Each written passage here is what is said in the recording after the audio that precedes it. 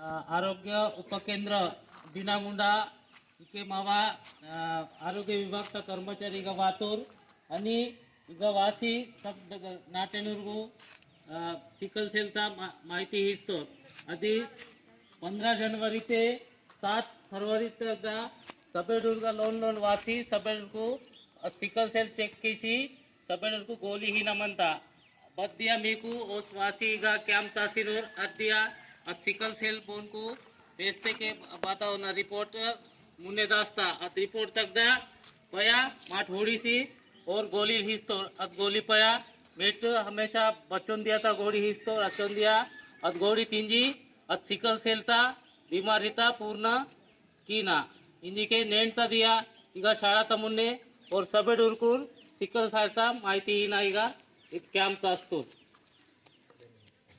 धन्यवाद सर।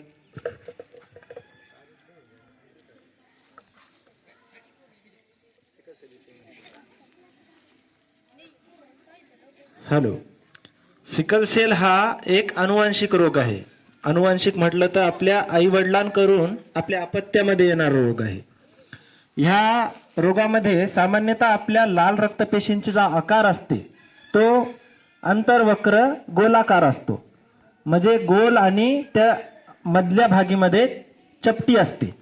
तर sickle sale या आजारामध्ये त्याच रक्तपेशीचा म्हणजे लाल रक्तपेशीचा आकार हा विळ्यासारखा होतो, त्यामुळे तिची जी ऑक्सिजन वाहण्याची जी क्षमता असते ती होते कमी, त्यामुळे आपल्या पूर्ण शरीराला जो ऑक्सिजन भेटतो तो कमी होतो आणि ज्या ठिकाणी जॉइंट असतात त्या ठिकाणी अशा विळ्यासारख्या आकाराच्या ज्या पेशी असतात त्या अडकतात, त्यामुळे जॉइंट पेन हा मोठ्या प्रमाणामध्ये होतो।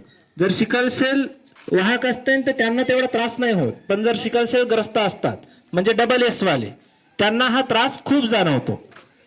डबल एस जर पेशंट असेल तर ते जास्त काळ जगू शकत नाही, 40-45 या वयापर्यंत। त्यांना जगण्यासाठी आपल्याकडे मेडिसिन असते, सिकल सेलला एक मेडिसिन देतो आपण, त्यामुळे त्यांचं जे आयुष्य आहे ते दीर्घायुष्य बनते।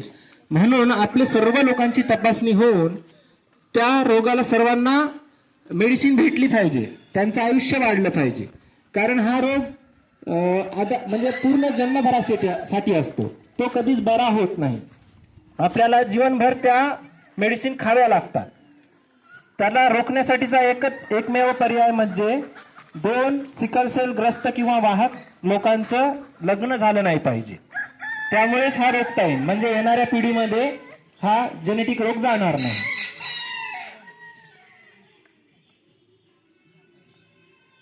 15 जानेवारी ते 7 फेब्रुवारी पर्यंत सर्वांची सिकल सेल तपासणी होणे गरजेचे आहे। या तारखेमध्ये सर्वांना माझी विनंती आहे की सर्वांनी आपली सिकल सेल तपासणी करून घ्यावी।